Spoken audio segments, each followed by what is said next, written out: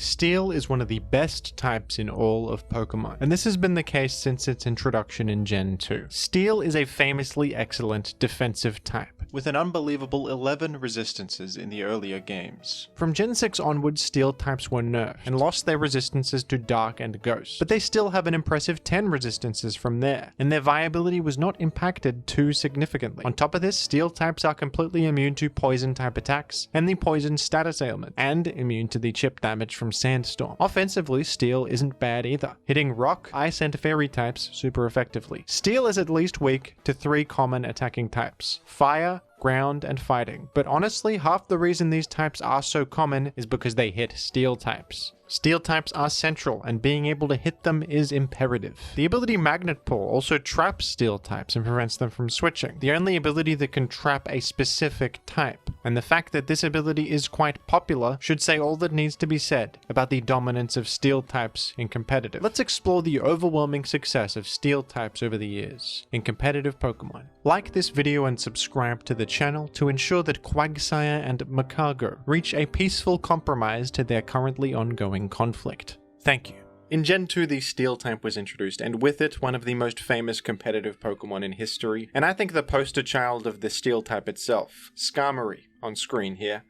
Skarmory is excellent. It seems like it was made to be competitive. It has it all. Steel Flying is a fantastic typing. Flying is so complementary to Steel, cancelling out ground weakness, and you're just immune to ground instead. You're also no longer weak to Fighting. You're neutral to Fighting. So 2 of the weaknesses to Steel are just eliminated thanks to that complementary Flying typing. You gain a weakness to Electric, but that's okay. Small price to pay. You're also immune to Spikes thanks to Flying typing, which just makes you so much more flexible and solid defensively. Skarmory's typing also has no physical weaknesses in the early generations pre-physical special split, because of course, Fire and Electric type attacks cannot be physical yet. So Skarmory is perhaps the greatest physical wall in these early games. It is just tremendous. And it is incredibly consistent at answering Snorlax, the most popular and central Pokemon in the metagame, particularly the Curse Snorlax sets that try to boost up and sweep with powerful hard-hitting attacks like Double Edge and Body Slam and Earthquake. You're immune to Earthquake, you resist normal type attacks, and you just whirlwind them out and get rid of all their Curse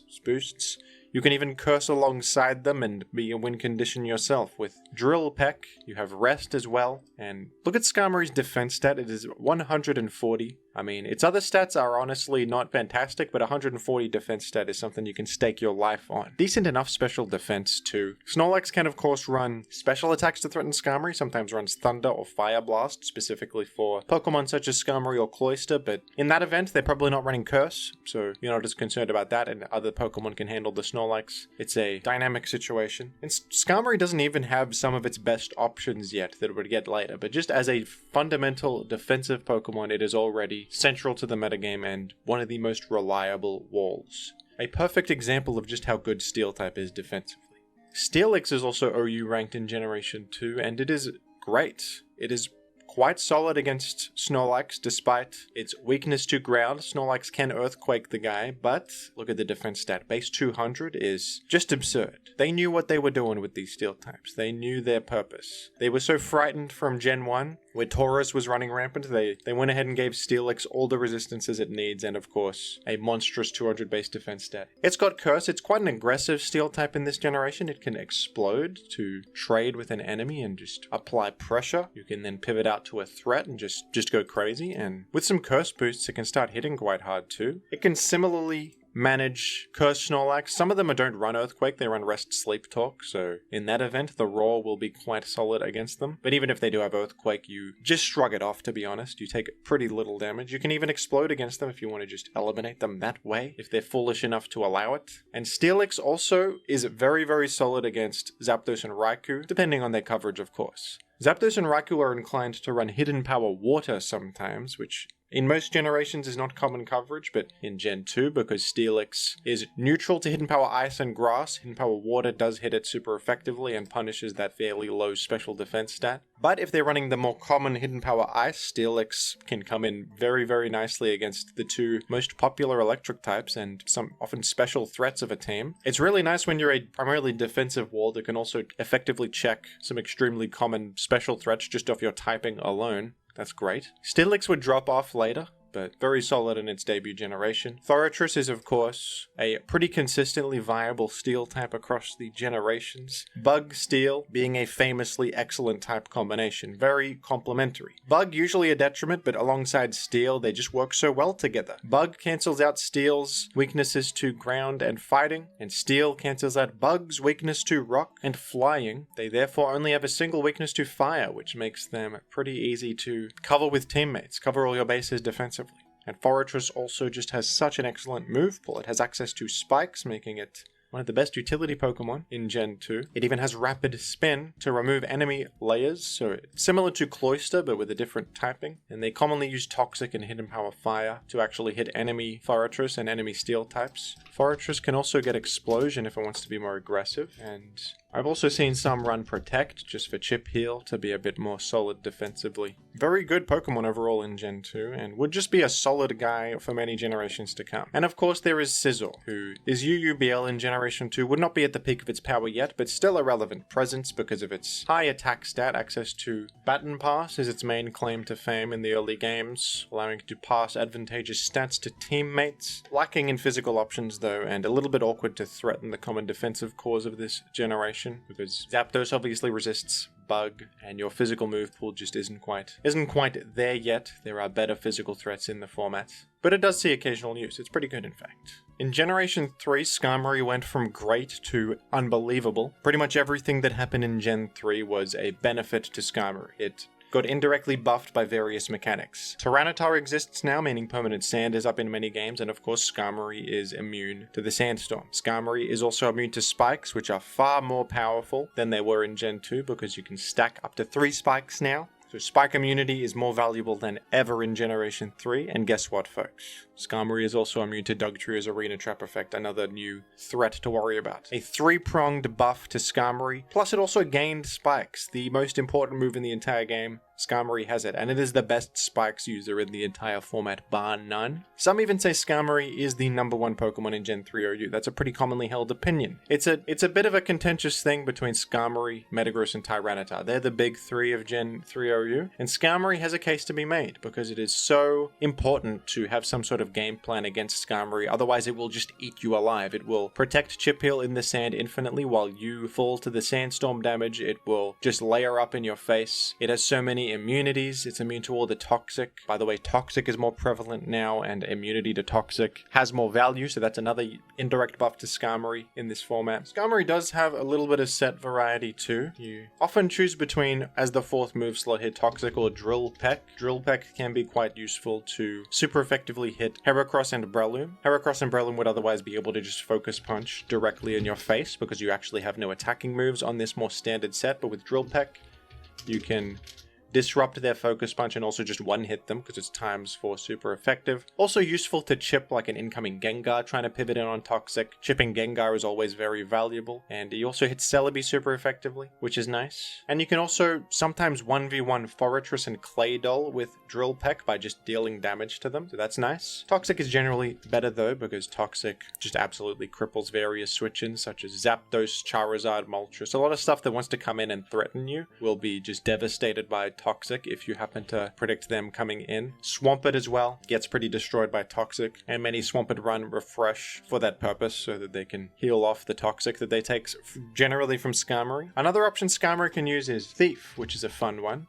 You go Thief and then you go no leftovers. It's actually good against enemy Skarmory. You take their leftovers and remove their primary form of healing, and taking a leftovers from a Skarmory can sometimes represent like hundreds of % of healing. That's how much Skarmory can chip heal with leftovers. It is crazy. So getting rid of a Skarmory's leftovers is one of the highest value things you can do in this format. And there's other targets that are great for Thief too, like Blissey, Flygon if they have it, or Metagross, Swampert. Getting rid of a leftovers can make or break an entire game. So the thing is, you can only do this once, because you can Thief once. It's not like Knockoff, you can keep doing it. You can only do it a single time, but sometimes that can be good. And there's a cheesier option on Skarmory that you sometimes see is Hidden Power Ground with speed investment. A lot of people get the wrong idea. They think this is like a real viable set that's seen all the time. It's really more of a gimmick and a meme, to be honest. You will not see this very commonly among high level players because it just makes your Skarmory so much worse. Like, you need full attack investment and speed investment, and the reason you do this is to hit Magneton, who can trap and eliminate. Your Skarmory with this spread, assuming they're running Hidden Power Fire, which they don't always run, will outrun Magneton and one-hit KO them, instead of being trapped by them. But then, it's -1 move slot. Your Skarmory has no bulk, so it's just easier to KO, and has no protect either.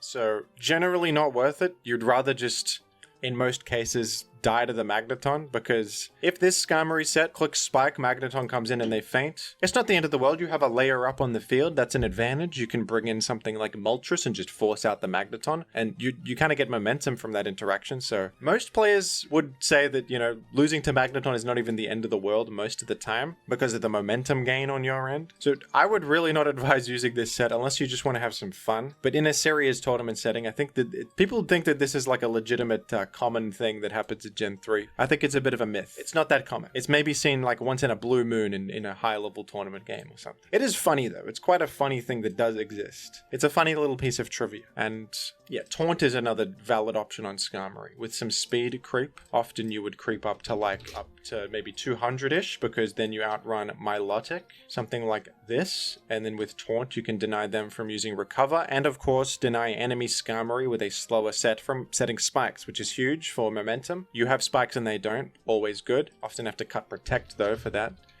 Skarmory can have a bit of move slot syndrome when you try to fit these more fringe tech options on it, but as is the way of the world. And another occasionally seen option on Skarmory is Counter, which has pretty obvious application. If hit by a physical attack, return double damage. You can get the jump on wall breakers, like take a focus punch from something and just one-hit KO them with the counter damage. You know what's interesting about Counter as well is that it works on Hidden Power, because Hidden Power starts as a normal type move and then changes based on your IVs, so the game considers it a physical attack when clicking Counter. It's a bit of a weird quirk of Gen 3, but because of this, if Hidden Power Fire Celebi clicks that against you, you can just counter against them, which is pretty interesting. It's especially effective against Calm Mind Hidden Power Celebi, because I think that Counter will just one-hit KO them back. That's a fun interaction. Pretty uncommon though. Mostly an awkward move slot to use. But yeah, Skarmory, central, meta-defining, perhaps the best Pokemon in the game. And of course, Metagross, another contender for Generation 3's most powerful Pokemon, and a cornerstone of aggressive teams in this generation. One of the most powerful wall breakers, physical threats, and defensive walls in the format all at once. An unbelievably versatile Pokemon, an unbelievably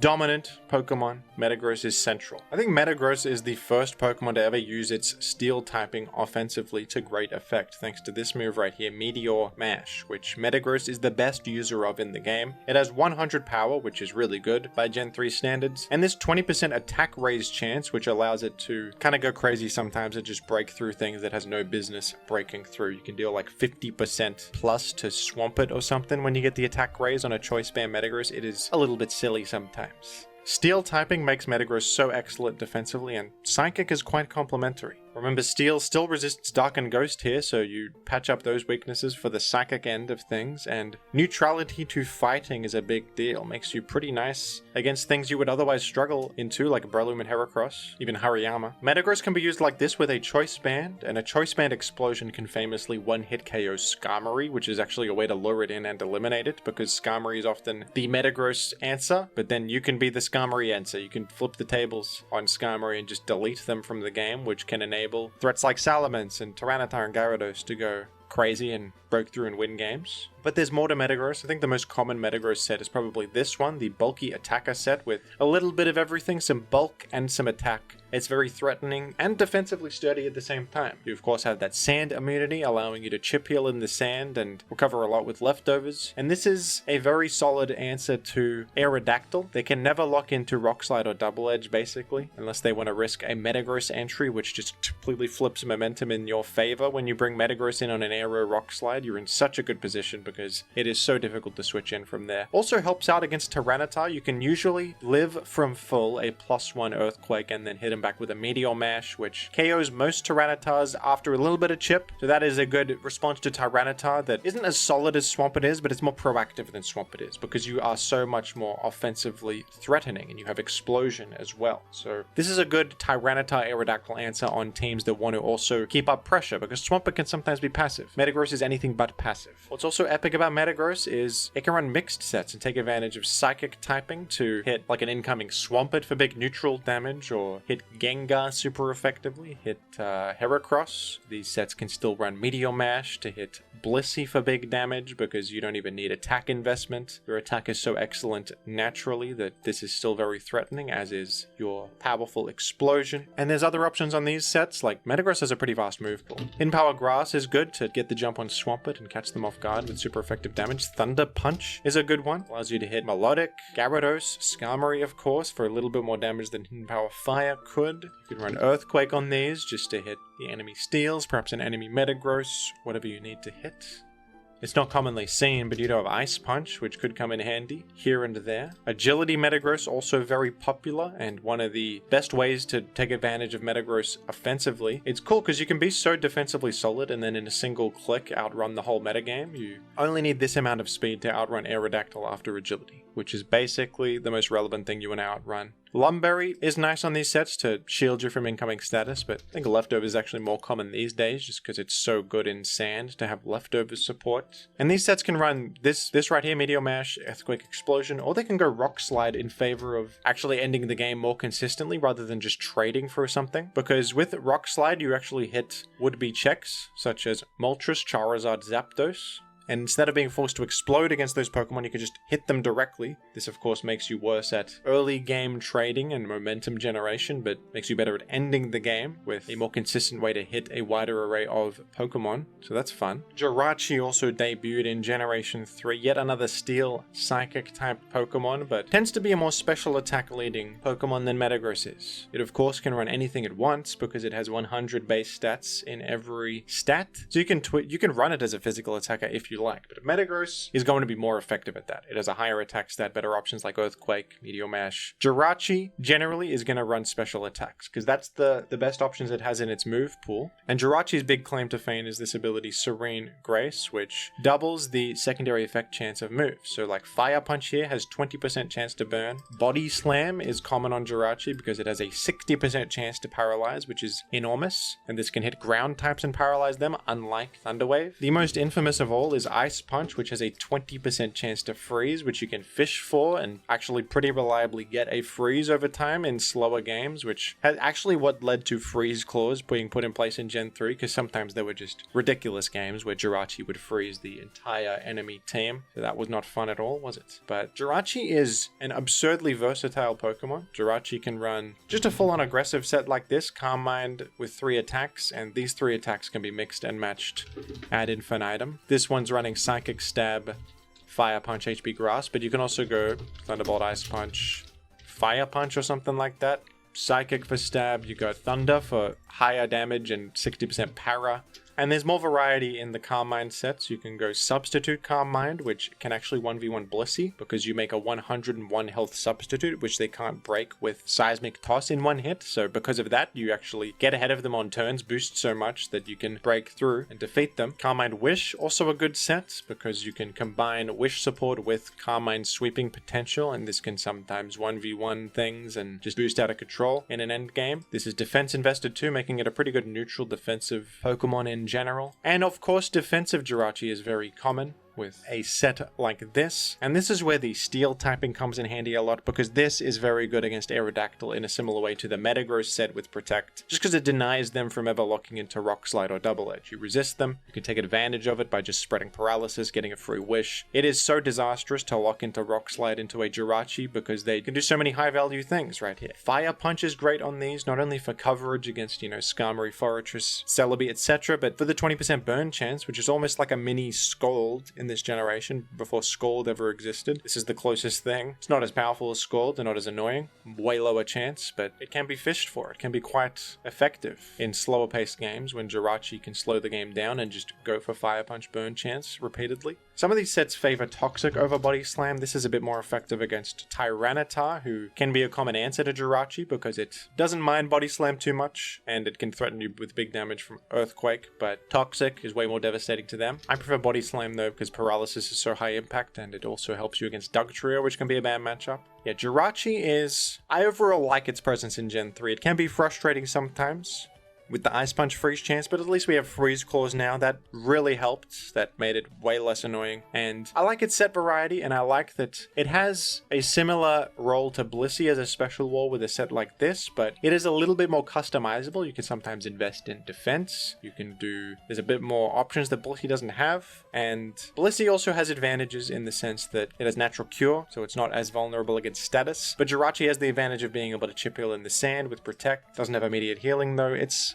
nice to have an alternative to Blissey with its own advantages and disadvantages. I think that adds some nuance to the game and to team building. And all its offensive options are also fun to play with. There is a mixed Jirachi set, which is pretty fun to use. Some of them run Dynamic Punch, which has 50% accuracy, kind of a stupid move with the 100% confused chance. But I like to run Hidden Power Fighting for more consistency, personally. And then you go something like this. It's a slightly awkward set, but like this perhaps.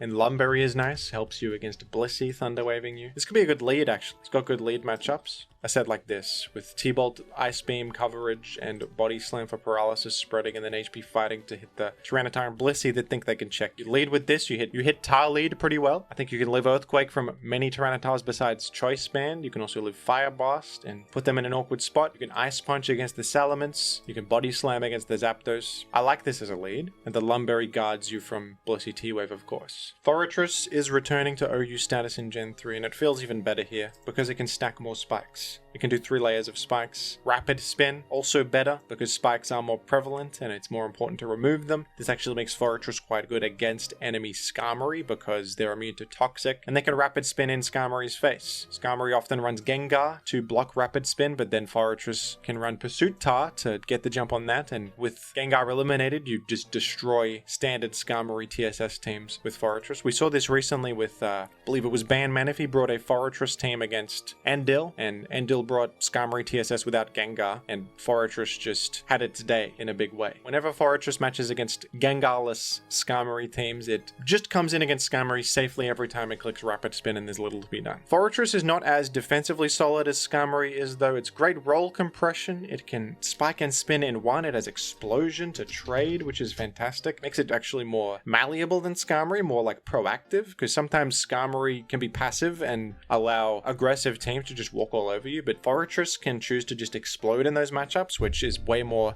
of a momentum play that brings you back in the game. And Forretress has really cool moveset options to mix and match. Hidden Power Bug is the most popular attack on it because it hits the 2 common rapid spinners, Claydol and Starmie. Earthquake is also common because this hits Magneton trying to trap you. You can actually Earthquake preemptively into a Magneton, which is a good move sometimes. Zap Cannon is an interesting one. It's 50% accurate, but you can click this on incoming Gengar, and it's also not bad in the face of a Skarmory too. So to sort of punish the Skarmgar teams, no matter what they do, Zap Cannon will punish them by paralyzing either Skarmory or Gengar. It has 50% chance, but you can just keep clicking it until it happens, and they are always scared to go to Gengar and risk getting paralyzed, so it sort of dissuades Gengar even though it's inaccurate, interestingly. This can be nice as a backup plan if you don't want to put all your eggs in one basket with the Pursuit Tyranitar, which can sometimes be played around. You have a backup plan to punish Gengar by paralyzing it. And also you can go Hidden Power Ghost, which is a bit weaker without stab, but it still hits Starmie and Claydol, and it hits Gengar crucially. Hitting Gengar is very nice, as it comes in, and a couple Hidden Power Ghosts, and it is gone. So, makes it a bit riskier for Gengar. Counter is another cool option.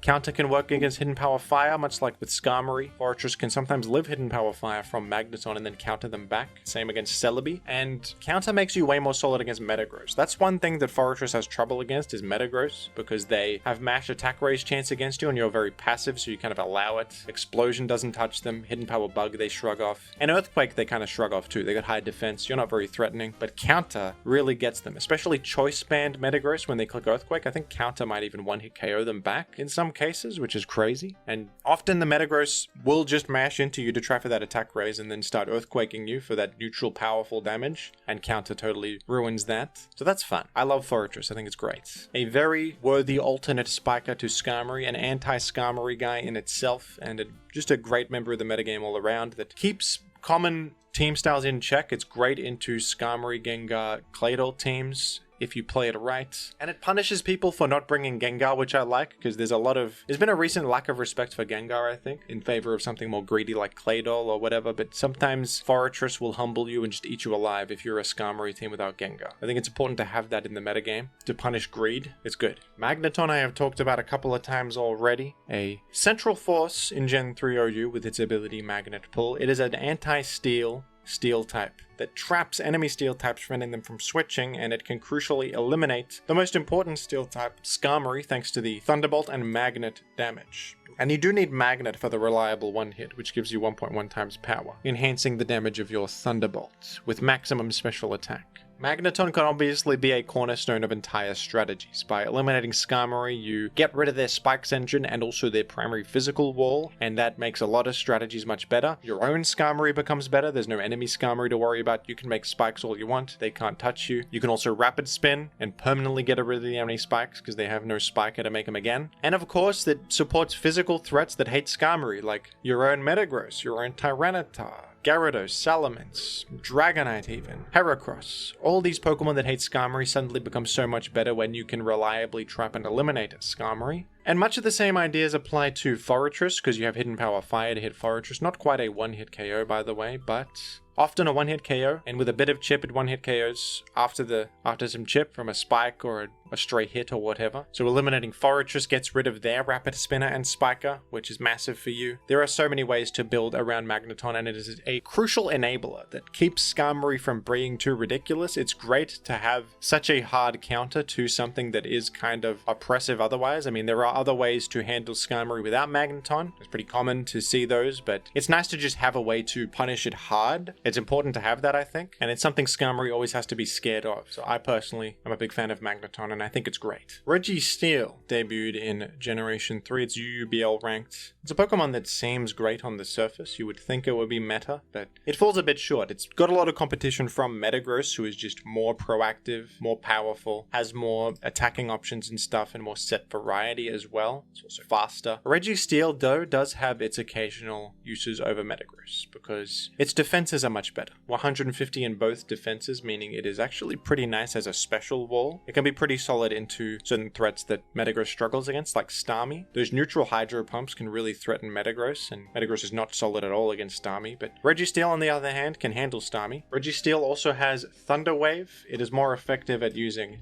Counter, because it's bulkier. Counter's a nice option on it. It still has Explosion, which is always good. Registeel actually has a pretty nice amount of roll compression as a utility bulky guy. It can fit a lot in one set and be pretty good in that regard, with some value over Metagross. And Registeel can also be a nice curse sweeper with a set like this, which actually sees some pretty common use on stall teams. A nice mixed defensive curse user that, unlike Snorlax, is immune to sand, so there's no need to clear weather to enable Registeel. And the trappers that threaten Registeel, like Magneton and Dugtrio, which can both give Registeel some problems, kind of struggle against its sheer defensive power. I mean, it has Earthquake to hit Magneton, it's got enough damage to threaten Dugtrio after a curse boost or two, and you just have such defenses that even a Dugtrio choice-made Earthquake is not going to do much. So it's great to just be a defensive blob of stats that can curse up and be kind of difficult to actually eliminate once you ramp up to a certain point. That's nice, and it can be a great win condition to set up for on the right team. Usually a Magneton team that's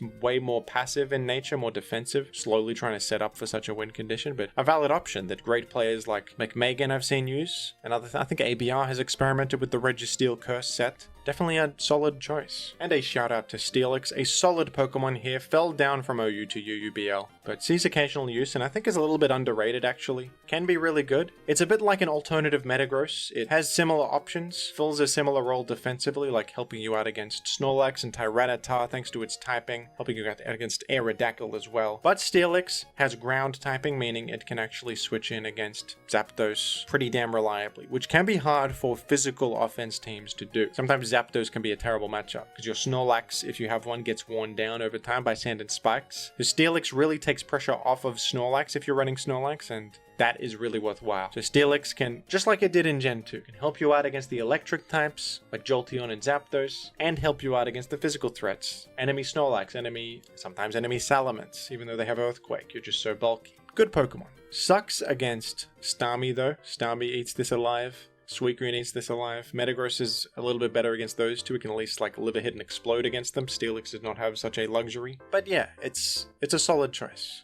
Dialga was the first ever box legendary that was a steel type, and it's one of my favorite legendaries in the franchise. I love this thing. It looks epic, it's got a great typing and a versatile move pool. It is a central Pokemon in Gen 4 Ubers where it debuted, and I think it enhances the format with its presence because there's creativity involved. It brings consistency to teams with all of its reliable and important options that it has. Coverage for common threats. Mixed options because it has a good attack and special attack stat. And the Steel Dragon typing is what really helps it out significantly because neutral to Dragon. Steel typing means you're neutral to Dragon. And you just have so many resistances off the Steel type too, so you think about a threat like Kyogre, you resist their water type damage, you resist their ice type damage, and electric type damage. You can hit them with a thunder of your own. I mean, that's damn useful. Neutral to powerful dragons like Palkia as well. And you can hit them super effectively with your own dragon type attacks. You got steel type, just resists various miscellaneous hits that you want to resist. You even have access to Stealth Rock, the important hazard that you want to set on the field for an advantage. Roar is always great.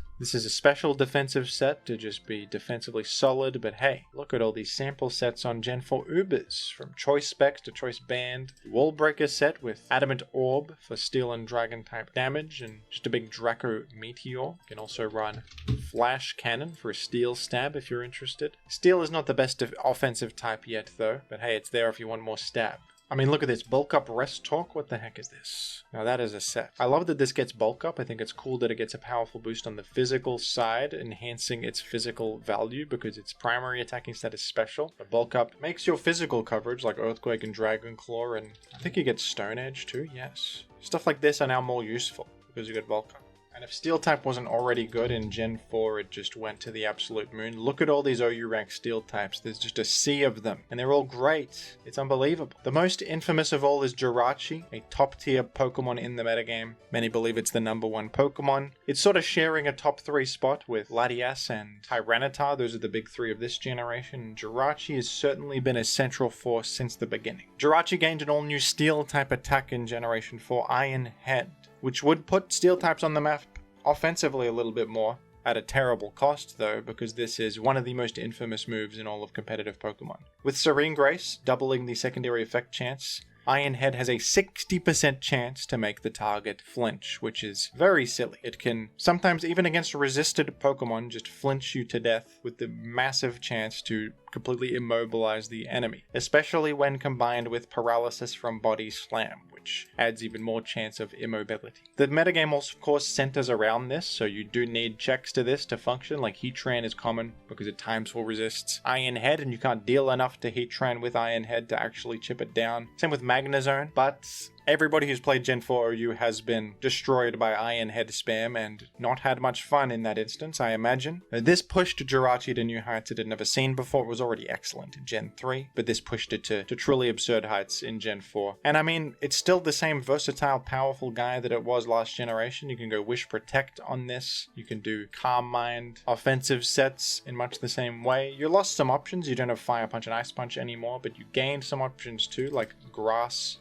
Not for coverage, and Hidden Power can also have more special attacking types now that the types are not physical or special in a way that is hard-coded. There is a physical special split, so Hidden Power Ground is a good option to hit like Heatran with a special attack. That's fun. Choice Scarf Jirachi is quite good because the guy gets options such as Trick and even U-Turn to pivot.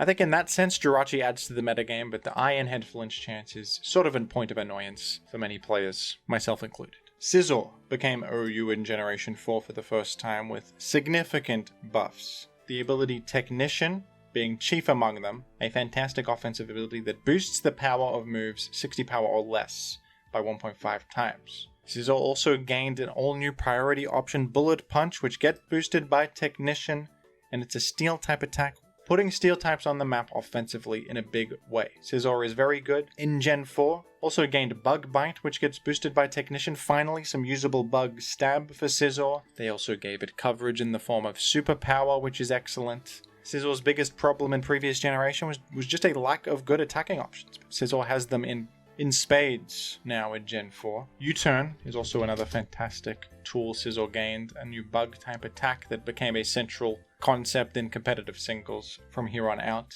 An attack that pivots at the same time, gaining you information and damage for free. With bug stab on it off the back of a massive attack stat, this is very effective. Heatran was also introduced in Generation 4, a staple of competitive singles from here on out, and one of the greatest competitive Pokemon of all time. One of my personal favorite Pokemon designs of all time too. Heatran is wonderful. I like its Fire Steel typing, which is of course advantageous defensively in many ways. You are immune to fire thanks to Flash Fire. You have a lot of resistances thanks to the Steel and Fire typing, but you're times 4 weak to ground, you're weak to fighting, you're targetable, you're vulnerable. So it never felt like Heatran was ever unfair or unreasonable to deal with. It's got that targetable point that you can get at it with. Heatran has also got very solid stats, most notably its great special attack stats and very good bulk overall, and a solid speed considering the bulk and the rest of its stats. But at the same time, it is slow enough that so many things can threaten it very easily. So Heatran is a great Pokemon that's like a defensive piece that's important. It's also proactive with its high special attack, access to explosion, stealth rock makes it useful, but it's also not too annoying. It's not going to heal infinitely, it's not going to last forever. It's the kind of Pokemon that improves consistency in a metagame with all of its important options, while also feeling perfectly reasonable to deal with. And I think that's the balance you want to strike with a competitive Pokemon design, that Heatran absolutely does, I would say. As for its moveset options and its moveset variety, it's got quite a bit. It's got access to Earth Power to threaten enemy Heatran and just be good coverage overall. It's got Fire Blast. It's also got the move Magma Storm, which can trap the enemy. You can sometimes use Magma Storm alongside Taunt to 1v1 Pokemon like Blissey or Clefable even, and give them problems, turning Heatran into kind of an anti-stall Pokemon, which is always nice. Choice Specs is sometimes seen with Overheat, but doing enormous damage to anything that dares to switch in. Dragon Pulse is pretty nice coverage in this format, where dragon types are so common, like Flygon may try to come in against a fire type attack and threaten you with Earthquake. You can hit them with the surprise Dragon Pulse. I've always liked Choice Scarf Heatran. My understanding is that this set has fallen off a bit in popularity. The leftovers, more bulky sets, tend to be more consistent, but I always enjoy using Choice Scarf Heatran. I like patching up the lower speed of the Pokemon, turning it into a way more threatening presence. HP Ice is nice to hit Flygon that isn't Choice Scarf, like Dragonite, etc. And you love a Choice Scarf Explosion to just eliminate something. This set is really good too, the Substitute set. I think this synergizes well with Toxic Spike's teams, because when Toxic Spikes are up, you can pass a lot of turns and just apply a lot of pressure to them as they're switching out and kind of in shambles against a Heatran who's an offensive presence that's also racking up poison damage with the Substitute and Protect. Helps you punish Choice Locks and stuff like that too. So this is probably one of the more consistent ways to go with Heatran, I would think. Bronzong is another one of my favorite steel types actually, but unfortunately would have the peak of its power in Gen 4 and not be too relevant from then on. It has had a bit of a resurgence in Gen 5 actually as a response to certain meta trends, like it's good into Reuniclus, it's nice into Garchomp as well because of its levitate ability, stuff like that, but definitely at the peak of its power and relevance in Gen 4, and I think it's one of the most consistent Stealth Rock setters in this format. It is so great defensively, with Steel Psychic typing remaining very solid here, Steel type providing so much in the way of resistances and just consistency. Levitate is perfect on a Steel type for obvious reasons, cancelling out your ground weakness. I mean, that's just excellent. And Bronzong also has a really nice attacking option, the Steel type move Gyro Ball, which deals more damage the slower you are than the target, and Bronzong is damn slow, so this hits really hard actually. And that's very good. And its move pool is good too. It's got Explosion, it's got Stealth Rock, it's got Earthquake. You can even run Trick Room on this to become much more threatening because you're now outrunning everything when the speed is inverted. You can run, some sets run Trick and something like Iron Ball. You just give them a crappy item that makes them bad. And then or like Macho Brace. You probably don't want to hold an Iron Ball because it makes Levitate do nothing, but like a Macho Brace or something can halve their speed. Metagross also maintaining its OU position here in Gen 4. Not quite the powerful dominant force it was in Gen 3. The power level has risen. Metagross Click and Meteor Mash is no longer the earth-shattering threat that it was last generation, but still a great Pokemon. And with access to Stealth Rock, Metagross is actually one of the best leads in the game. Very good at just getting rocks up on the field and then just being an aggressive, powerful guy with a wide set of coverage options and ways to keep up the pressure and momentum from that turn 1 situation. Similar to Bronzong, Bronzong is more defensively solid thanks to Levitate, but Metagross has way higher attack and options like Agility, which is still very good here. Agility, Explode, and Mash and stuff. Metagross also has access to more physical attacking options thanks to the physical special split, like Thunder Punch to hit Gyarados. You're also immune to getting intimidated from Clear Body, which is nice. Metagross gained Bullet Punch, which is cool. Allows you to actually be pretty nice into enemy Focus Sash leads. That's quite useful because you can bring them down to their Focus Sash with Meteor Mash and then just Bullet Punch to deal the last 1 HP to them, which eliminates them cleanly. Lumberry is nice on the lead against Machamp, who can start things off with Dynamic Punch. Lumberry is able to cure Confusion, helping you out in that matchup. You also can't miss Meteor Mash against Machamp, because No Guard makes your attacks accurate as well. That's another little wrinkle that helps you there. Lumberry also helps you against sleep leads like Roserade. You have that safety net against them. I've always enjoyed Metagross as a lead. I feel like it's just very consistent to a wide array of things. If they've got like an Azel Focus Sash lead, you can just mash Bullet Punch them. If they have the Machamp lead, you got the safety net here. You hit them really hard. And if it's another Metagross lead or another hazard setting lead like a Bronzong, you can just make your rocks and both make rocks, and that's neutral and that's fine. I appreciate the consistency of that. Metagross can also be nice just as an offensive threat with usually Agility. Metagross is the one that runs the Trick Iron Ball set. That's what I was thinking, because it's already grounded. But Iron Ball can make an enemy grounded, like Rotom or something, or Bronzong even. And when they're grounded, they can be hit by Earthquake, of course, and spikes and stuff. So that can be game-winning on the right target. Hit this on a Skarmory, could be lights out. Empoleon was the first ever Steel-type starter Pokemon, and it is an excellent one in its debut game, ranked OU, with one of the better type combinations in the game, Water Steel. A lot of great advantages to that. Myriad resistances and such. A great attacking move pool. This is a simple 4 attacks Focus Sash lead set. You can of course run Stealth Rock on such a thing, which is great. One of the better Stealth Rock setters, similar to a Metagross in this role with its defensive prowess. Not worried about getting taken out by Sandstorm either, thanks to the steel typing.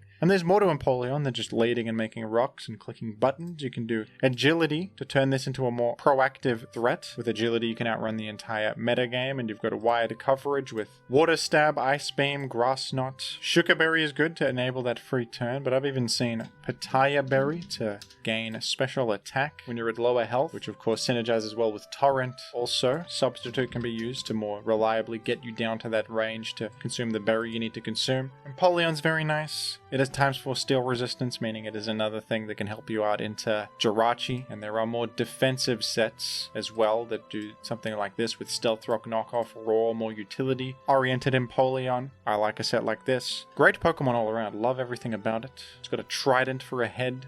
It's a steel-infused penguin. It's got competitive viability. It's got flavor. What more could you ask for? Lucario. Kind of an icon of Gen 4, wasn't it? An OU-ranked threat in its debut game, featured in Super Smash Bros. And this is actually a very scary Pokemon. An excellent mixed attacker with both of its attacking stats being serviceable, has solid speed, but what's really great about Lucario is its access to hard-hitting priority options and Swords Dance to boost those options up. Swords Dance and Extreme Speed is a powerful combination that can often one-hit KO most frail offensive threats in the format. I find Lucario very effective against enemy offense teams because the hard-hitting priority Extreme Speed, if you ever get a chance to boost, just eats you alive if you're a frail offensive threat. Bullet Punch for Steel-type damage certainly helps, and even though this guy is insanely frail, Steel typing means you're not vulnerable to Sandstorm and gives you some useful resistances. You can notably come in against like a Dark-type attack from, I don't know, a Tyranitar Crunch, and then you're in a great position. You ×4 resist Dark. Steel has myriad resistances to at least give you some entry points. You got the poison immunity too. So Lucario a pretty effective offensive threat and can be a game ender with the priority options. Of course it's reasonably fast. The close combat hits insanely hard. This would be the peak of Lucario's power. wouldn't be quite excellent in future games, but in Gen 4 it is a formidable foe, most certainly. Magnezone is an all-new magnet, an evolution for Magneton with overall much better stats. That is a popular and effective Pokemon in the format. They gave it Explosion as well to further enhance its value, and this can do much the same thing as Magneton did in the previous generation, trapping and eliminating those pesky Steel types. There are more Steel types you want to trap now, like Jirachi. Magneton couldn't quite do it against Jirachi reliably in the last generation. With some support it could, but it was a bit too frail. Magnezone, on the other hand, is a little bit bulkier, can punish Jirachi a bit more than Magneton could. All the Steel types mentioned in this video, Lucario, you resist Extreme Speed and Bullet Punch, you can outrun them with a Choice Scarf and hopefully eliminate them if they're low enough. You can eliminate low health Heatran or something like that, and Empoleon gets owned by you. The thing is though that Magnezone does not completely outclass its previous form. It's a rare instance of a previous evolution having some value over its evolved form in Gen 4 here, because Magneton is actually a little bit faster than Magnezone. Magnezone has base 60 speed, Magneton has base 70. And with this base 70 benchmark and a Choice Scarf, you can actually outrun way more things than Magnezone can, notably Starmie. Magnezone does not actually outrun Starmie with a Choice Scarf equipped. You also outrun certain things post-Dragon Dance, like Adamant Gyarados cannot outrun a Choice Scarf Magneton. Same with Adamant Dragonite, so you can actually operate as a speed check to those threats where Magnezone cannot. It's actually pretty damn useful, giving Magneton some real value over its father. And what's interesting is, you're not that much worse offensively. You got 120 special attack, which last generation got the job done. Magnezone hits harder, but the speed benchmark has its uses, so that is interesting, isn't it? And of course, Skarmory remains OU viable, as is tradition. The thing about Skarmory in this gen, it got better and worse. Skarmory in Gen 3 definitely feels stronger overall, despite having less options, because the power level was lower.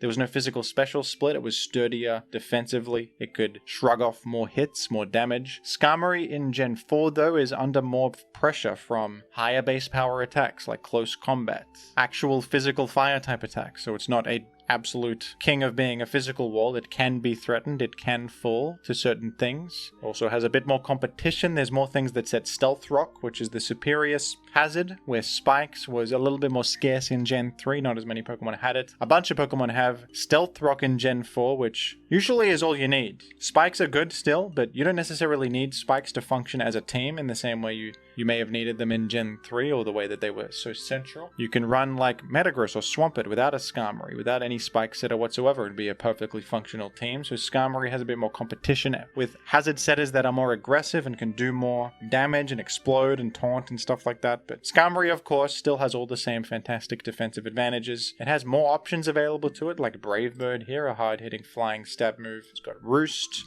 as a reliable form of healing. It didn't have that before. That's pretty massive for Skarmory. It's got Stealth Rock now, which is the best hazard in the game, which is excellent. And Sand Immunity remains a very powerful concept in this generation. Skarmory is very good on balanced teams. With Hippowdon, an all-new Sand setter, Skarmory works very well.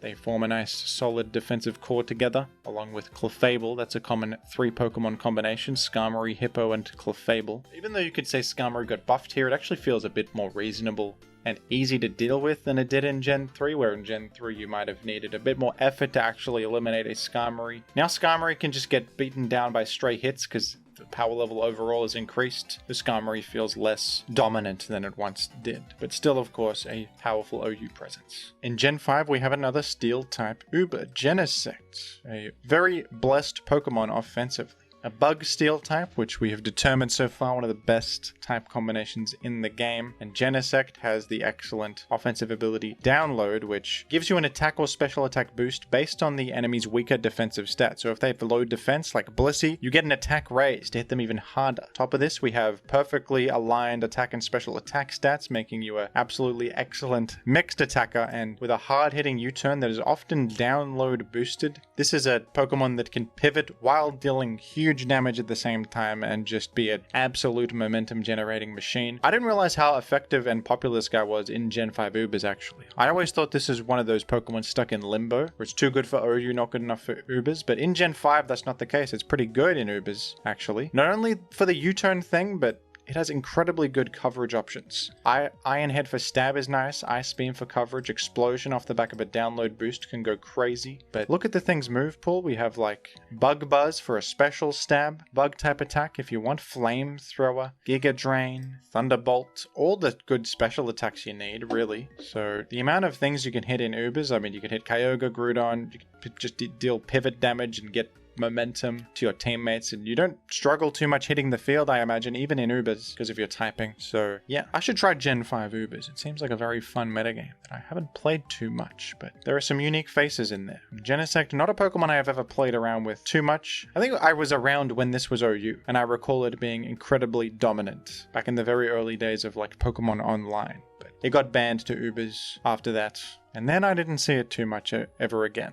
In Gen 5, Steel types are very important because Dragon is at the peak of its power and Steel is the only type that resists Dragon. So I think just about every competitive team has a Steel type on it, or most of them at the very least, because of the prevalence of Dragon types and the overall power of the type defensively, but also because of that. And Sandstorm is also permanent and a central concept in Gen 5. There is more competition for Sand now though, with Rain and Hail and Sun having permanent weather setters in the format too that see play, but Sand remains the premier weather effect, and having Sand immunity is always important, so Steel has that going for it. Gen 5 also introduced one of the best competitive Pokemon of all time, and a premier Steel type, Ferrothorn, who kind of felt like the new Skarmory, the best hazard setter in the game now, with its outstanding defenses, all the utility you want in one, access to Stealth Rock and Spikes, and the ability Iron Barbs, which is just great. It's like a built-in Rocky helmet. When Pokemon make contact with you, they lose their health, so it's a way to just deal damage to things by sitting there and existing. It's always strong. Ferrothorn is also just a great fit in a metagame full of Latios and rain threats. It has important resistances. It fits in like a glove. It's wonderful. I made a video called Defensive Walls in Competitive Pokemon a little bit ago, and some people were a little bit confused that I didn't include Ferrothorn in that video. The thing, I don't actually consider Ferrothorn a wall, because it doesn't have a reliable way to heal and stick around for ages like other walls do. Ferrothorn is very much a temporary Pokemon. It's not going to last forever. It is a defensive resource that you use a couple times per game. And how you use it is very important, whether you just spam hazards with it or keep it as a defensive check to a important threat like a Latios or whatever. Or if you want to use it to knock off items, you can also run Thunder Wave on it, which is common. Leech Seed is not that common on Ferrothorn in Gen 5, partially because there are enemy grass types that can thwart it, like Breloom, enemy Ferrothorn. And also Reuniclus kind of punishes Leech Seed. It's also a temporary effect that can easily just be removed by switching out. And the benefit of it isn't that great in Gen 5. Gen 5 is a very aggressive metagame where if you want to do something defensive utility, it should be something that makes permanent progress, like Knockoff, which gets rid of their item for the entire game. Whereas Leech Seed will deal like a bit of chip damage to them once and they just switch, so it's not permanent. Thunder Wave is also more permanent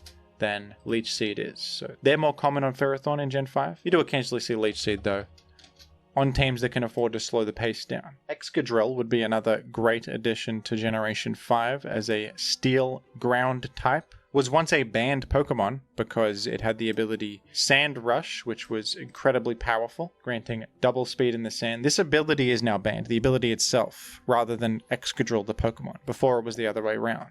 And with Excadrill in the format, it serves the important purpose of being a rapid spinner and would be one of the best hazard removers in the game from this generation onwards. Rapid spin is imperative for competitive singles, especially in a world pre-defog, so Excadrill has that important role. It is a popular fixture on sand teams, not only because of its sand immunity, but also because of this ability right here, which grants 1.3 times damage to your ground, rock, and steel attacks in the sandstorm, which is both of your stab types. That's excellent. Allows you to deal really significant damage to otherwise hard to break Pokemon like Ferrothorn in the sand. You can really significantly chip them down and cause problems for them. Earthquake also does not make contact with Iron Barbs, so you're not worried about that. Reuniclus is another one. Bold Reuniclus can sometimes be hard to break through, but Earthquake with Sand Force is basically Life Orb damage without any of the downside. Think about it that way. It's quite significant. And Excadrill's Steel typing is one of the best things about it.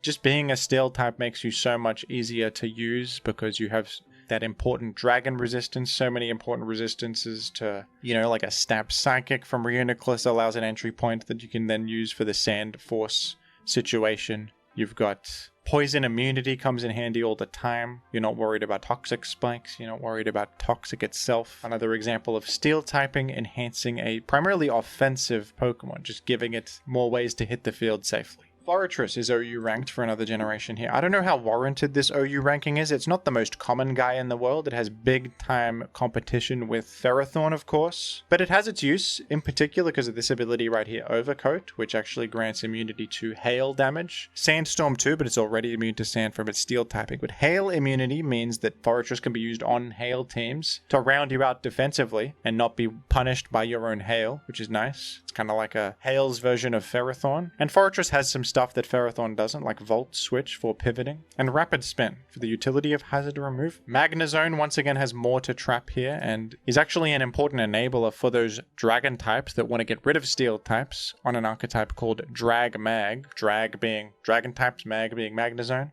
Ferrothorn existing and being so central means that Magnezone probably feels better than it did back in Gen 4. I quite like Magnezone in Gen 5. I really enjoy the consistency it brings, and the ability to actually eliminate Ferrothorn reliably is nice. This set is commonly used because Ferrothorn is common on Rain, since Rain nullifies fire type damage, which is Ferrothorn's biggest weakness. But Magnezone can trap Ferrothorn with its Sunny Day to clear their weather while also boosting your fire type damage. And then from there you can one-hit KO. It's very disruptive. This is really nice if you actually eliminate their Politoed before this. Then you can just get rid of their Rain completely. And if they have Pokemon such as, Thundurus Theory and Tentacruel, Keldeo that rely on Rain synergy, you have ruined them. Magnezone also useful against the occasional Skarmory, who, by the way, functions in a very similar way in Gen 4 and 5. Maybe a Scizor you can eliminate here and there as well. Jirachi is feeling significantly less powerful than it did in Gen 3 and 4. No longer anywhere near the absolute top like it was back then, but still good, still OU relevant, and I think Jirachi is quite good as an all-purpose utility guy with its versatile move pool because it has access to Stealth Rock, access to Wish, access to U-turn, stuff like this, Body Slam for paralysis, so it can be like a Latios check that can pivot out. It can be sometimes a rain threat because it has Thunder, which is great in the rain.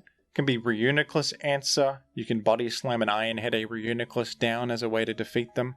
I quite like Water Pulse on Jirachi because it's boosted by Rain, and it also can confuse Reuniclus. So with Parafusion, you can break through Reuniclus that way. It's got high PP as well. Heatran is of course still excellent. Flash Fire, not the most relevant thing in this metagame because fire types aren't actually that good, because Sun is not very good. Rain and Sand are more dominant, which kind of destroy fire types. Heatran is one of the few fire types that can function well in Gen 5, which is fun, but that's primarily because of its steel typing, which nullifies its weakness to rock, crucially, and just gives it so much more defensive merit, sand immunity, poison immunity, etc. All those resistances. A common breaker and defensive utility Pokemon on sand teams for all those reasons. And Air Balloon is a nice new option that it can take advantage of, and steel types in general can take advantage of for temporary ground immunity, which is one of your weaknesses. Pretty nice on a steel type. And Scizor is still good, of course, in Gen 5. Choice Scarf Scizor, I think, is the most common set here, which seems weird when you already have Bullet Punch for priority, but Choice Scarf allows you to outrun Alakazam, which is pretty important. One of the best things about Scizor is its nice matchup into Alakazam, not only resisting its Psychic, neutral to its Focus Blast, but you have U-turn and Pursuit, which both punish it significantly. Pursuit can help you take some heat off Tyranitar if you happen to be running Tyranitar, because Tyranitar can often get overloaded handling all the Psychic types, but Scizor is either a extra way to answer Alakazam or a way to answer Alakazam / Reuniclus on Rain teams. Scizor fits well on Rain teams, synergizing with the weather effect that nerfs fire type damage, of course, and can help them against the overwhelming Psychic spam matchup. Also helps against Latios, outrunning non-Choice Scarf sets with a Choice Scarf of its own. Bullet Punch provides some consistency. Superpower allows you to threaten Magnezone. You can also pivot out of Magnezone with U-turn. I quite like it on Rain teams. Scizor Rain, one of my favorite teams in Gen 5. In Gen 6, we've got some more Ubers ranked steel types, and none of them are legendaries, interestingly. We've got Aegislash and a couple Megas. Aegislash is a really cool Pokemon. One of those Pokemon stuck in limbo, unfortunately, in multiple generations, but I like the design. It's got a Steel Ghost typing, which is very good. Two great types combined form a solid pair, and the ability Stance Change with multiple forms attached to it. Every time you attack, you change into your blade form, which inverts your defense and attacking stats. So in the shield form, you have high defenses. In the attacking form, you have high attack and special attack, low defenses. So you flip them, which is obviously very good. You can have the best of both worlds, be both a defensive Pokemon and an offensive Pokemon whenever you want to. The move King's Shield is like a protect that basically changes you back to the shield form, and also on contact, the enemy receives a -2 attack stat drop, which is even better. It's not the same as protect though, because it can't protect you from status moves, only attacks, but still very good move. This turned out to be a little bit too overwhelming for OU back in Gen 6, because I mean, it's a very powerful concept, isn't it? Whenever you are taking a hit, you just turn into the shield form. Whenever you're attacking, you just gain all the attack in the universe, so you kind of just get whatever stat you need whenever you need it, on top of being an incredibly good typing. You got all the attacks you want. You got Swords Dance and Shadow Sneak for priority even, to make up for your low speed. So I don't think the Pokemon is great in Ubers, unfortunately, in Gen 6 or 7. And I think in Gen 8, it's actually just UBL. It got nerfed. But cool Pokemon nonetheless. Lucario received one of the most powerful Mega Evolutions in the entire game. So powerful, in fact, that it had to be banned from OU. Gaining much higher offensive stats, even higher speed, and the ability Adaptability, which grants 2 times stab damage on your attacks, boosted from the usual 1.5 times damage you receive from stab. So basically just a blanket increase to damage on fighting and steel type attacks, which are your main attacking types. And with the absolutely enormous attack stat of 145 base, it is pretty easy to see why this is such a powerful fellow. And I think it was actually decent in Ubers. I don't know about Gen 6, but in Gen 7 Ubers, which I did play quite a bit of back in the day, I remember Mega Lucario being reasonably common as a decent choice for your 1 per team Mega slot, because it kind of just wall breaks a lot of the tier. Fighting Steel is pretty good when you consider it hits Xerneas super effectively with Bullet Punch. You can hit a lot of stuff neutrally with close combat, and Steel is a nice type to hit all the ghosts that exist in the format, like Mega Gengar, Iron Tail. You can hit Giratina Origin, I suppose, for big damage post Swords Dance. I think in Gen 7 it actually got Meteor Mash, which made it even better. Forgive me if I'm misremembering that, but I believe that's correct. So there you go, folks. Mega Lucario, one of the best Megas in the game. And Mega Mawile was no slouch either. A Steel Fairy type Pokemon, which is the best type combination in the game, in my opinion. It has a great ability pre-Mega Evolution, Intimidate, to lower their attack. And when it Mega Evolves, it gains huge power to double its attack stat. Mega Mawile already has a pretty high attack stat of base 105. You think of other pure power and huge power Pokemon like Azumarill and Medicham, they have low attack, but they can still achieve absurd attack stats thanks to their ability, doubling all of the extra EVs and whatnot, so you can just imagine how hard-hitting and powerful this is. Luckily, it's at least slow, that's its downfall, but it can make up for its low speed with access to Sucker Punch for priority. Luckily, it does not get Bullet Punch, because that would be pretty damn rough to deal with, but yeah, with Play Rough for stab, knockoff for coverage, Sucker Punch for priority. This is an incredibly powerful wall breaker that is just unbelievable in its damage output, and the defensive typing makes it truly incredible. I don't think it's that great in Ubers though, regrettably. It did have an OU position in Gen 7 though, so if you like to use Mega Mawile, you can use it in Gen 7, and it's quite powerful there. Too powerful for Gen 6 though, was banned to Ubers in its debut game. And Gen 6 was of course the generation where Steel types received their nerf, no longer having resistance to Dark and Ghost, but at the same time they received a buff because Fairy type was introduced to the game, and Steel is one of the only types that can hit Fairy super effectively, so that really increased their offensive value, and I think overall the pros outweigh the cons there. Steel still has so many resistances that are useful, and gaining an actual offensive advantage made it a little bit more well-rounded, I would say. And if there's any Pokemon that exemplifies that the most, it's probably Mega Metagross, who perhaps the best Mega Evolution in Gen 6 OU. And this is basically the Metagross we know and love, but better. It has the ability Tough Claws, which just grants 1.2 times damage to physical attacks, obviously amazing. Has way higher attack stat, defense stat. It's really high speed too, reaching 350 with max investment. That's very good for something so bulky. I mean, it should be a no-brainer why this is so powerful. And with Meteor Mash feeling like an even better move here, got a bit of a power nerf, but an accuracy buff. It makes it even more consistent, to be honest. I prefer the accuracy boost. It can hit stuff like Clefable, Mega Diancie, all the fairy types that now exist and are so powerful. So yeah, steel types, great offensively and defensively now. And Bishop also benefited from the new fairy typing thing. Doesn't care too much, it already resists Dark and Ghost, so that nerf doesn't apply to it, but the offensive buff to steel types makes this a really nice fit, and still complements Dark well now because fairy is neutral against you instead of super effective. Thank you steel typing for the benefit there. Steel resisting fairy is another new benefit of the type. So Bishop benefited from that, where Stab Iron Head feels all the more valuable, and of course the all new knock-off being stab boosted on Bishop is excellent as well. Bishop has the ability Defiant too, which gives you an attack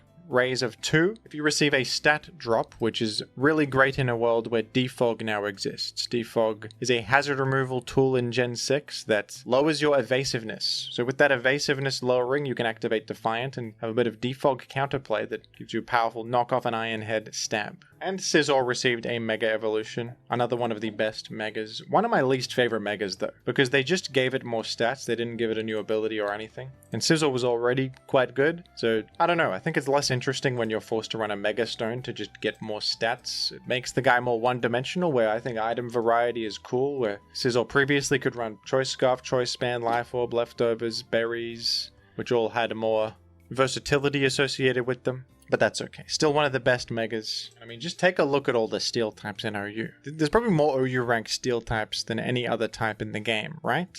Many of these I've already talked about and they operate much the same way, but just take a look, folks. What a type. Gen 7 introduced some more steel type legendaries, can you believe it? Solgaleo is the cover legendary of Pokemon Sun, and it's pretty cool. It's a big lion guy. It's Psychic Steel, kind of like legendary Metagross. Regrettably though, it's outclassed by this, Necrozma Duskmane, who has the same exact typing, but a better ability of Prism Armor, which reduces super effective damage, and just more options and the ability to turn into powerful Necrozma Ultra guy, so that's unfortunate. Solgaleo does have Full Metal Body, which is the same ability as Clear Body, preventing stat stain drops. And I suppose it's faster than Necrozma Duskmane is the one thing it has going for it, but that's not enough to ever really be as good as Necrozma Duskmane, who is one of the best legendary Pokemon of all time. It is consistently high performing in Ubers since its inception.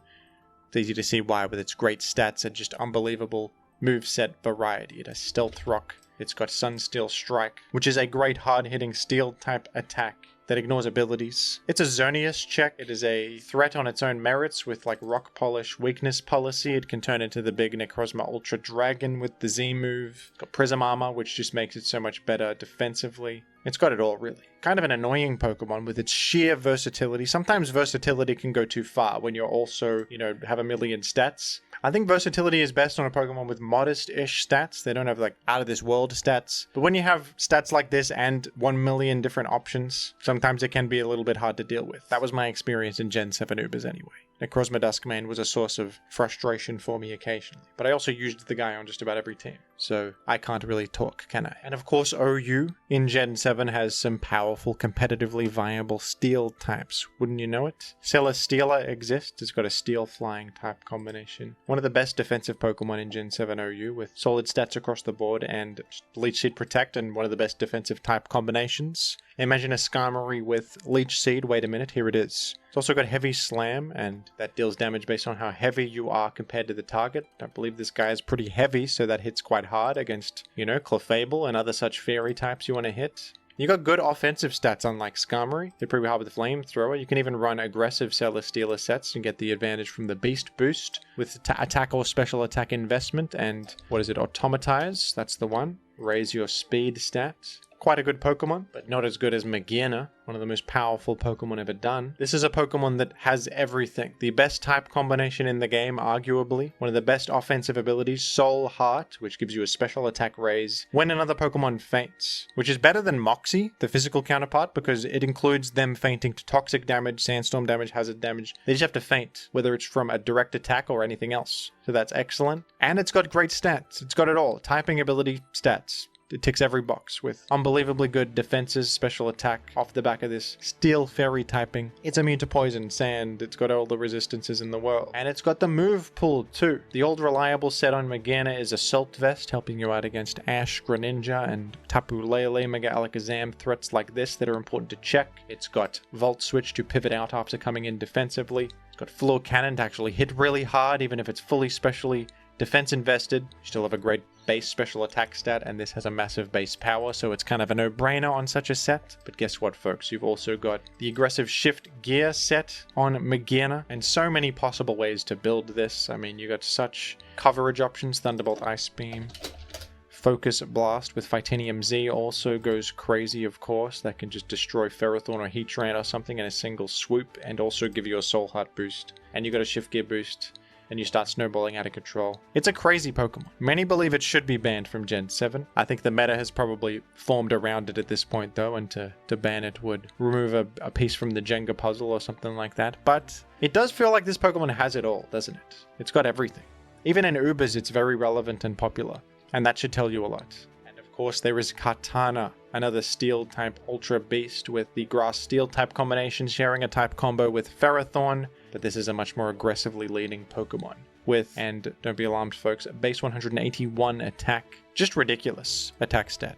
And randomly a really high defense stat too, and solid speed tier. I gotta be honest, I can't believe I played Gen 7 OU. These Pokemon are crazy. Every time I look at this, I'm like, how was this allowed? How did this get through? This is nuts. And I lived it. I was there. I was playing Gen 7 OU regularly. Z Giga Impact with Normalium Z, Choice Scarf Kartana, Beast Boost, gaining a 1 billion attack every 2 seconds. It's an absurd Pokemon. There are responses to it, of course. You got Zapdos is the main one. I think Tornadus Therian helps you out. Other such things. It's also got the move Smart Strike, a Steel type attack with no accuracy check. Not the best Steel type stab, but Steel type is useful coverage in the world where Fairy types are so good. Yeah, that's Kartana. He's got high stats and he clicks buttons, what do you know? And of course, many of the usual suspects are still OU, such as Heatran, Ferrothorn, Excadrill, and Magnezone. Of course, the eternal Skarmory, maintaining its OU position. And of course, Gen 8 introduced the most powerful Steel type in existence, Zacian Crowned, who I have talked about 20,000 times on this channel. Basically, it's got the best type combination in the game, all the stats you could ever ask for, and more, and all the moves it could want in the world, and the best offensive ability you could ask for too, getting a permanent attack raise at all times. That's the long and short of it, folks. I mean, if you thought Morgana was a Pokemon who has it all, Zacian Crowned has absolutely taken the throne of the concept of having it all. It just has absolutely everything you could ever ask for in the entire world. They did nerf Zacian Crowned in Generation 9, though it became a 150 base attack, and its Intrepid Sword boost goes away. Plus, there's a bit more counterplay to it. So in its debut game, it's anything goes ranked, meaning it's banned from Ubers, because of course it's just absurdly powerful. But if you want to use it in Ubers now, you can in Gen 9, because it is a little bit more reasonable to deal with. But that contrasts with Zacian Crown's brother Zamazenta Crowned, who is in fact one of the more disappointing legendary cover Pokemon of all time. It's Ubers ranked, it's fighting Steel, and it's a more defensive counterpart to the more offensive Zacian, who is sword themed. It's got the ability Dauntless Shield, granting a permanent defense boost, which is not as powerful of a concept. It's got great defensive stats, but not much in the way of good utility or much way to leverage those defensive stats in Ubers. Its best niche is the fact that Rusted Shield cannot be knocked off or disrupted with Trick, and this right here is the set on Smogon for Ubers. This is rough. Using Howl to attack raise, you don't even have Swords Dance. I suppose you are a shield, so how could you? But still, that's rough as guts. It wouldn't be all bad for Zamazenta Crown though, because in the following generation it would receive the move Body Press, which of course deals damage based on your defense stat, and with one of the highest defense stats in history,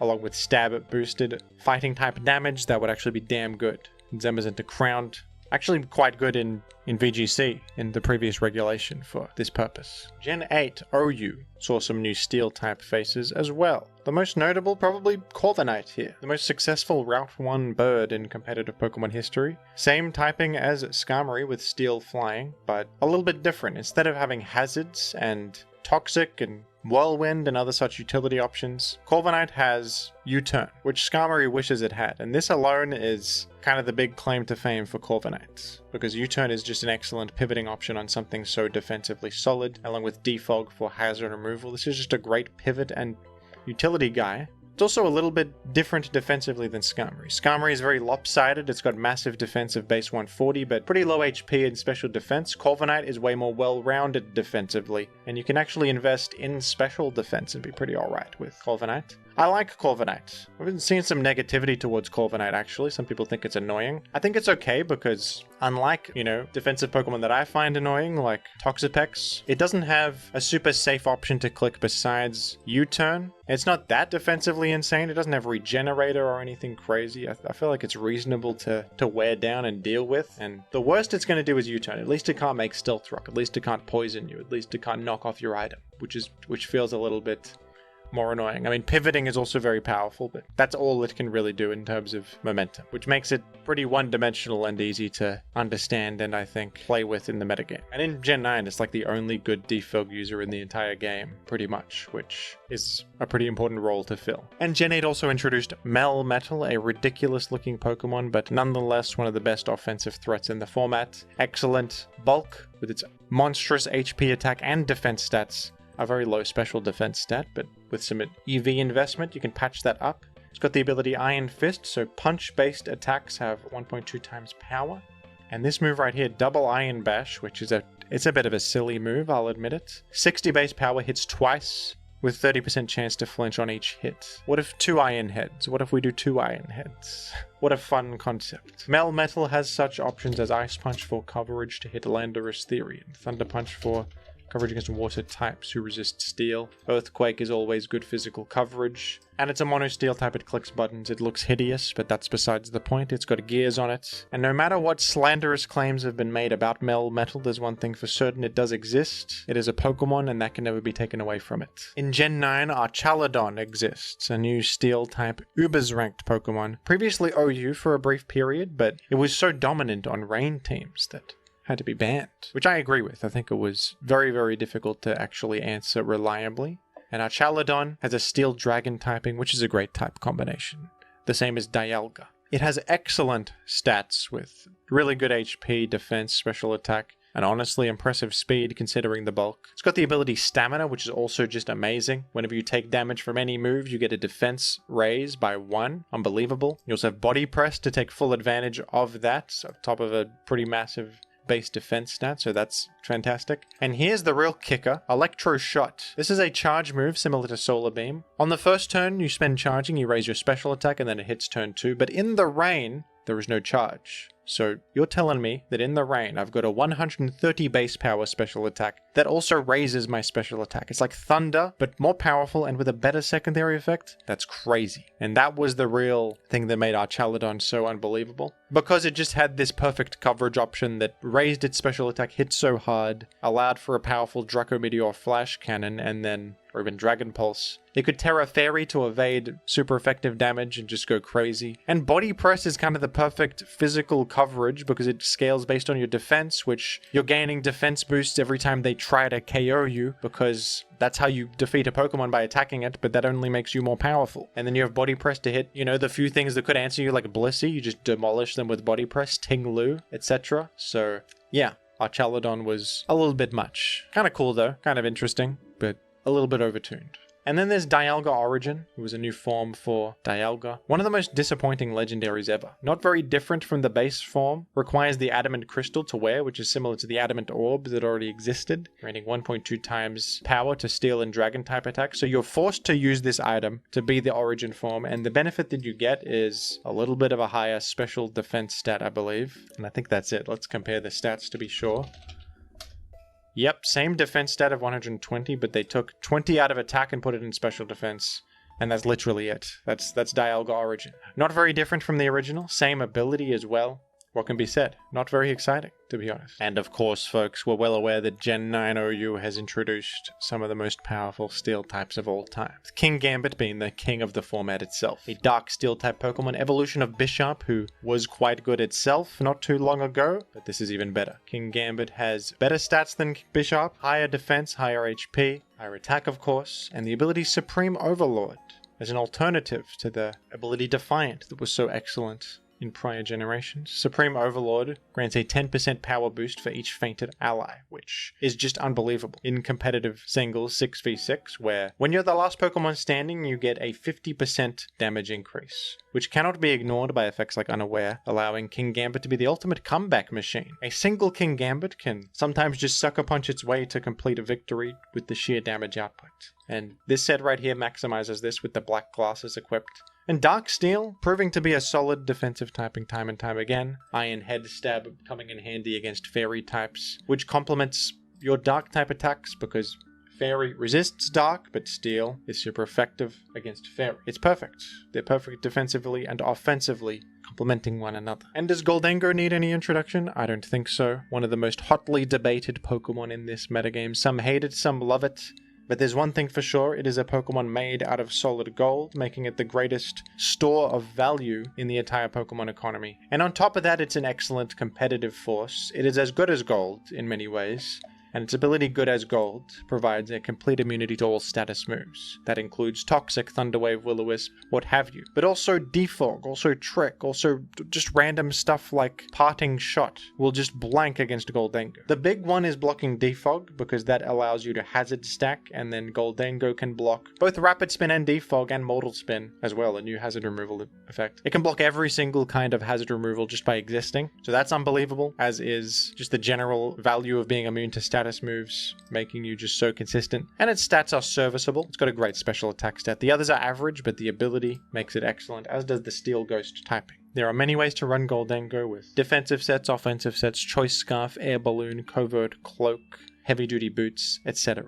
And I think I like Goldengo overall. I have not been paid or sponsored by Goldengo, even though he is the wealthiest Pokemon of all time. I think he's okay. He's manageable. There are ways to threaten the guy. There are ways to eliminate him with a bit of gaming on your side. I don't think he's that overwhelming or problematic in the metagame, and we've formed around Goldengo in a way that I think is acceptable, personally. Some people think it's illegal that you can block Defog. Like, Defog should just be a safe way to remove hazards, but, you know, I used to play the old gens where there was no Defog and Rapid Spin was the only way, and Ghost types could just block that completely guaranteed. And the way that you would safely Rapid Spin is by eliminating the Ghost type. So I'm kind of enjoying that gameplay returning in Gen 9, with Goldengo being kind of like Gengar back in Gen 3 with the way it blocks hazards from occurring, and there are plenty of Rapid Spinners that threaten Goldengo. It creates an interesting dynamic in my opinion. Iron Treads is a new Paradox future form of Donphan with a ground steel typing. It is a very similar Pokemon to Excadrill, with the same typing and many of the same options like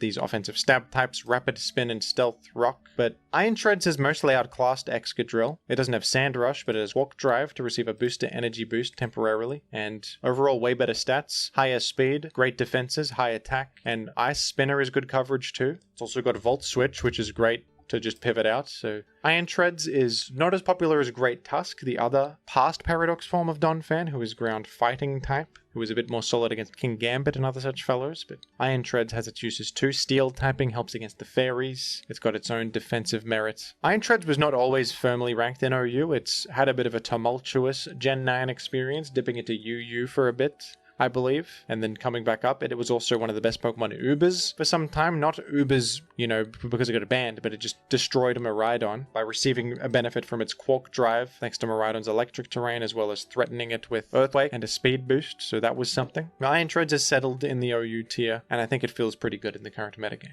Also has Knockoff, by the way, which Excadrill does not have, and it's one of the best moves in the game, so there you go. Iron Brian, also known as Iron Crown, the new Future Paradox form of Cobalion, is another great new Steel type addition, and honestly I think at this point this is probably my favorite of the Future Paradox forms. I really like it. It's a good addition to the metagame that doesn't feel too overbearing or anything. It's just a nice thing to have in your toolkit as a team builder because it has some nice defensive value. It's a pretty good Assault Vest pivot with Volt Switch. It's got Tachyon Cutter, which hits twice, which can break Focus Sashes and is great against Glimora and Ribombee and Pokemon like that. And well-rounded stats overall. can be a breaker with Future Sight, which has a high power and stuff like this, so I really enjoy it. It's just a reasonable, nice guy to have in the format. The kind of thing that improves team consistency. It's a pivot that keeps up the pace. I enjoy Iron Crown. And this video began with Skarmory, and it will end with Skarmory. Still OU viable after all these years. People weren't sure if this would be the case. I mean, it lost Defog in this generation, actually, which was one of its more important